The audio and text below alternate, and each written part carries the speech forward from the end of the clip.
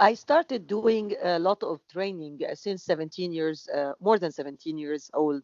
And I met a lot of women worldwide who have different kind of experience. I used to do men and women training, but really there was a lot of unique examples coming from those women.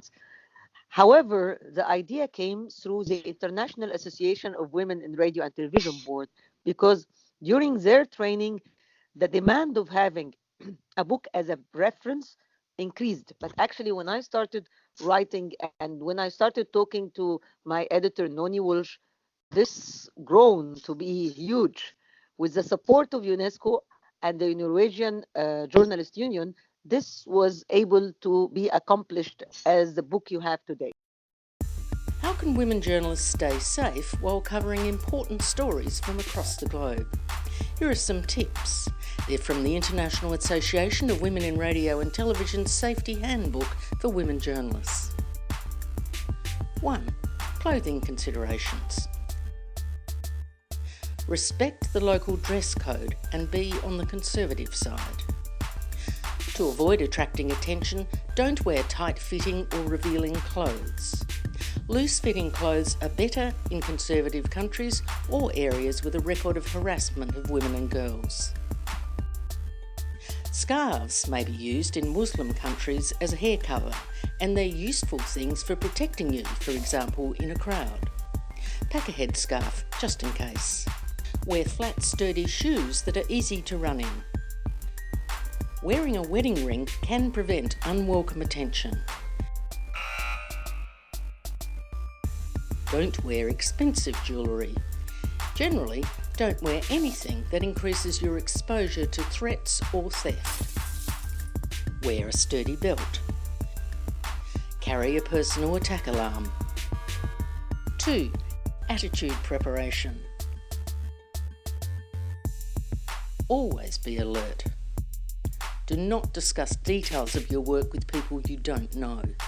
It's essential to find the right fixers, sources and local people as drivers and translators.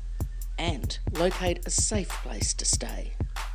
Brief yourself on language and traditions. Be aware of how you might be perceived and avoid creating cultural misconceptions. Find out about local cultural attitudes to women. In some countries, women journalists will need to remember that some men will not shake hands with women. Some types of conversations or acts can be inappropriate in particular conservative cultures. For example, visiting a single man or inviting a man to your room can be misunderstood. Body language also differs among cultures. For example, eye contact sometimes can be considered flirting, whilst in other countries it can reflect disrespect. In some cultures, a lack of eye contact is disrespectful. Control emotions which show in your body language. It may save your life, for example, at a security checkpoint. Develop check-in protocols with someone you trust. When travelling, have an established time for checking in. A clear contingency plan should be ready for activation should you fail to make contact.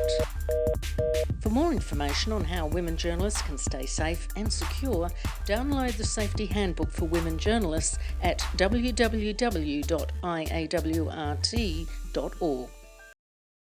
More women are going now to the battlefield. Why? Because the battlefield is everywhere. We live in a very dangerous world, and it's coming to become very, very aggressive. And women are targeted. They are targeted for two reasons. Nowadays, journalists are targeted the most. And you've seen the statistics that tells us that journalists are targeted because they are journalists. For women, they are targeted for that, and they are targeted because they are women. In addition to the war conditions, in addition to the disaster conditions, in addition to hostile environment during events like demonstration, always the women are targeted, and the numbers are not lying. There is big and high numbers of those kind of violations. It's becoming a very conservative word, and I'm not talking only about conservative in a religious point of view, but in a cultural point of view. You see that you don't only see it because I trained in Europe as well, for example. I trained in Western world. I don't only train in the Middle East, which is very violent. I don't only train in Africa and Asia, where there is a lot high levels of violence as well. But I'm even talking about countries in the Western world, and you see the more conservative society aggressively attacking women. The International Association of Women Radio and Television chose with the UNESCO that the launch of the book be in Manila. It happened in November last year, 2017. And it was significant because there is a big crackdown on women journalists at that time. These two wonderful Indonesian journalists, female journalists, have done a presentation about harassment against women. They sorted what is harassment, what's considered harassment, what's not. I was so happy and impressed at the end they referred to the book.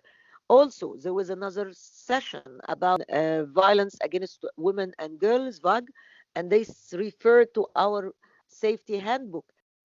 The beauty of it is that women journalists, when they give this training, now as a local trainer, they give it according to the culture with local example and case studies, which make it graspable for everyone. The same goes that I've seen it in Iraq, for example, when I've seen the women journalists that I trained in October, they translated parts of the book, like half of the book was translated to two local language, Arabic and Kurdish, and they started giving training according to this book. Nowadays, they are giving the trainings, and I'm sure they are giving it with the better local examples than I would have ever, me and Noni, have thought of. So the book now is localized, and I think this is a sign of success.